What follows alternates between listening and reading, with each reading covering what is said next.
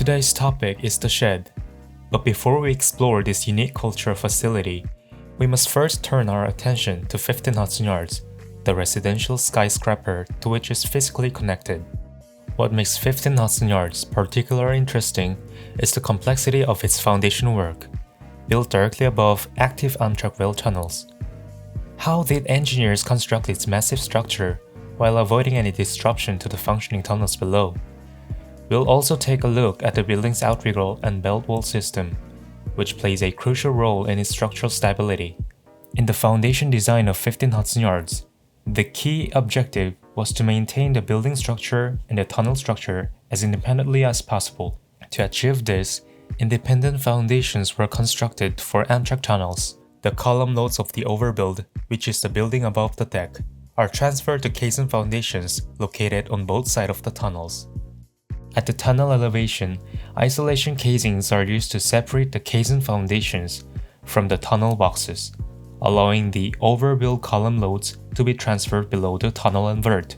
This design approach eliminated most of the contact issues between the tunnels and the overbuilt structure, and prevented vibration from the caisson construction of 15 Hudson Yards from being directly transmitted to the tunnels. Compressible fillers were also used at the foundation sections of the Amtrak tunnels to reduce vibrations generated during the foundation construction of 15 Hudson Yards. Especially, a styrofoam-based compressible fillers were inserted into the gap between the underside of the columns, where transfer girders pass above the tunnels, in the top of the tunnel boxes.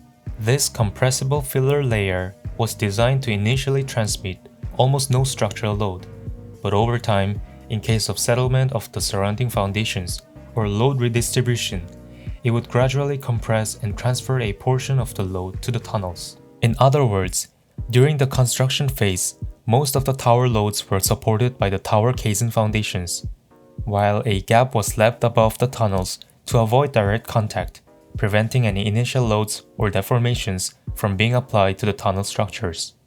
By filling the gap with compressible filler, the design allows the filler to absorb impacts by compressing first if the clearance decreases over time due to building settlement, ultimately enabling the tunnel to serve as the secondary support.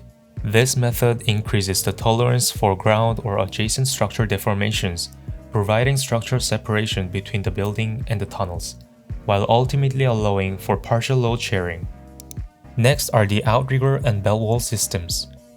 The outrigger system connects the central core and the perimeter columns with horizontal members, encouraging the perimeter columns to participate in resisting lateral loads.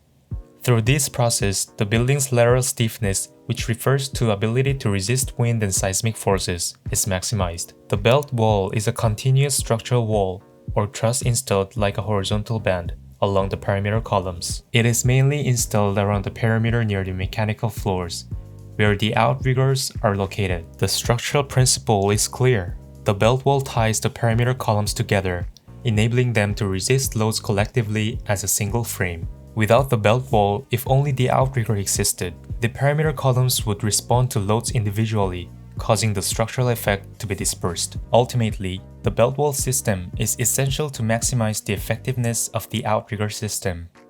However, if the outrigger is installed on only a single floor, the number of perimeter columns that can participate is limited, and the effect remains localized. Accordingly, 15 Hudson Yards distributed the outrigger and belt wall systems across 2 floors, mobilizing more perimeter columns and layering the load transfer paths, which significantly enhanced the stiffness and stability of the overall structural system. In particular, the outriggers and belt walls are mainly installed at the mechanical floors, as these spaces have lower occupancy demands compared to residential or office areas, making them suitable for structural reinforcement. Additionally, since the floor height must be at least 4 to 6 meters, they were installed across 2 floors. In addition, super tall buildings must prevent resonance phenomena that can occur when building's fundamental vibration period matches the frequency of wind loads. By distributing outriggers across multiple floors, the lateral stiffness of building is spread out, allowing for adjustment of vibration period and reducing the risk of resonance. 15 Hudson Yards has a total of 3 outrigger floors, which are located at the 25th to 26th floors, 48 to 49 floors, and 91st to 92nd floors. In this way, 15 Hudson Yards strategically deployed outrigger and belt wall systems across multiple floors, completing a super tall structure capable of withstanding extreme wind and seismic loads.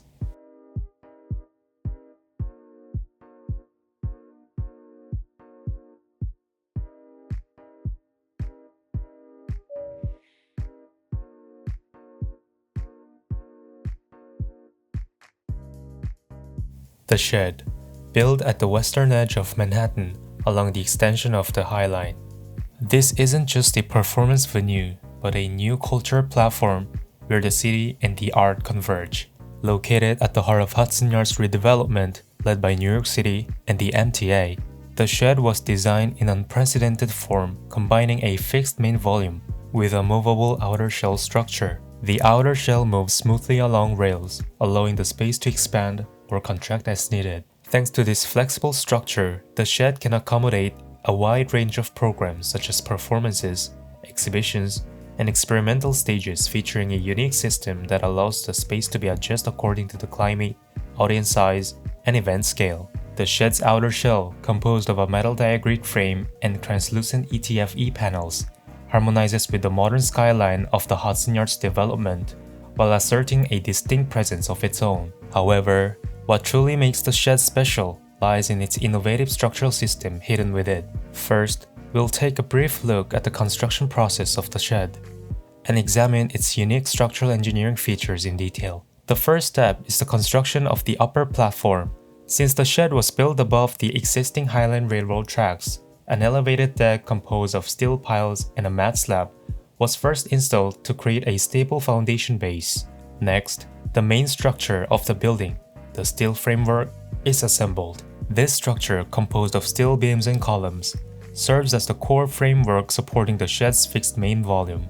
After the structural frame is completed, concrete core walls and exterior walls are installed to stabilize the building's form and create a solid fixed mass that protects the interior. In the fourth step, the kinetic enclosure, which is the signature movable outer shell of the Shed, is installed. The movable framework, composed of steel trusses, travels along the rail system, allowing the indoor and outdoor spaces to expand or contract as needed.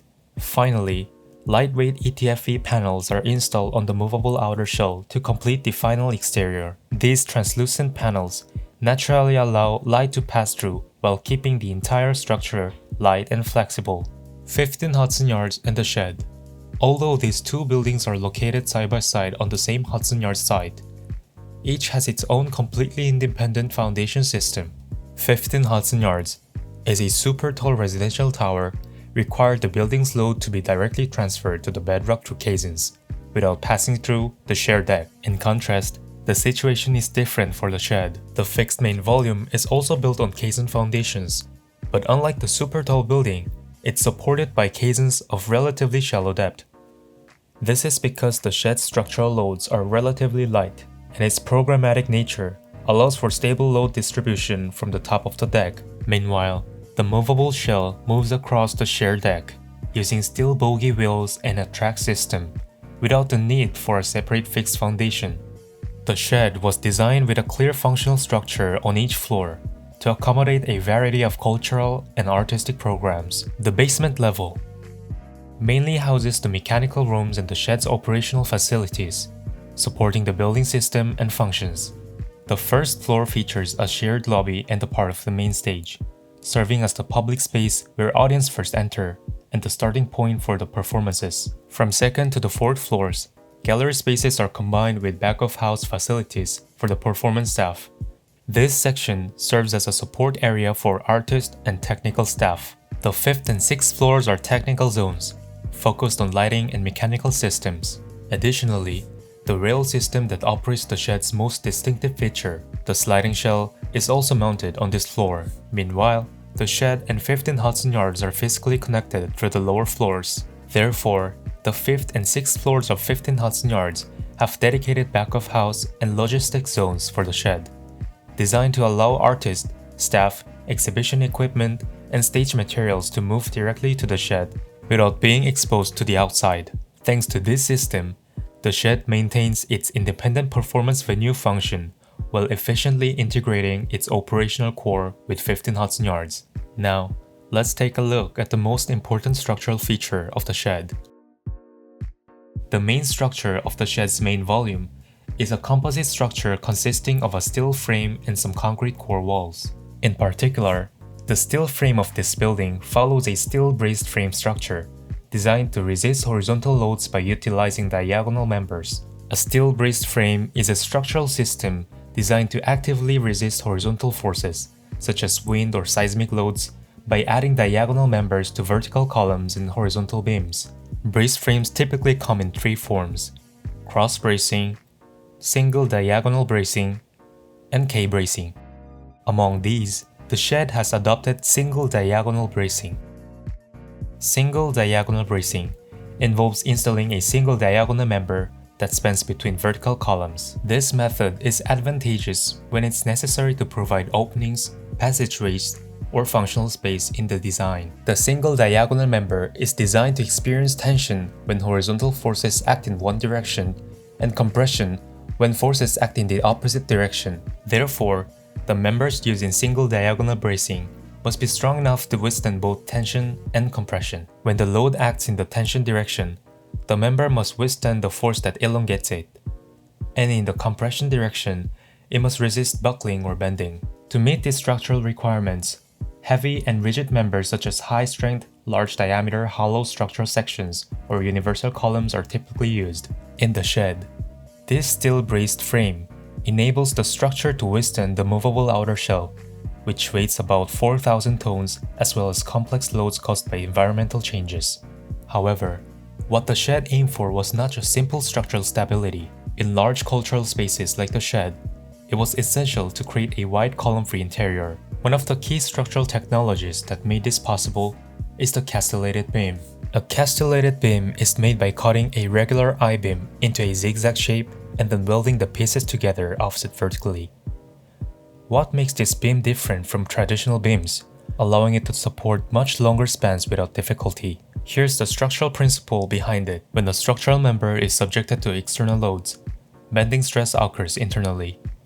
This bending stress can be expressed by the following formula. As can be seen from this formula, when the second moment of area increases, the stress generated within the member under the same load decreases. In other words, it means that structurally strong members can be created. So, what determines the second moment of area? Here's how we calculate the second moment of area. The key point here is that the height is raised to the third power in the calculation. It means that if the height of the beam is doubled, the second moment of area increases by a factor of 8. Thanks to this, the beam can support much larger loads with the same weight and span more longer distance without difficulty. The castle beam actively utilized this principle by cutting a regular I-beam into a zigzag shape and then welding the pieces together, offset vertically. The section height can be increased by approximately from 30 to 50% without significantly increasing the weight. The increased height of the section improves the resistance to bending moments by approximately from 2.2 to 3.4 times compared to a standard beam, allowing it to support much longer spans than conventional beams. Thanks to the castle beams, the shed was able to create a vast, column-free gallery space inside. Additionally, the holes in the middle of the castle beams are designed to allow various utilities such as lighting, fire protection systems, and electrical wiring to pass through freely, enabling a clean ceiling finish and efficient use of space.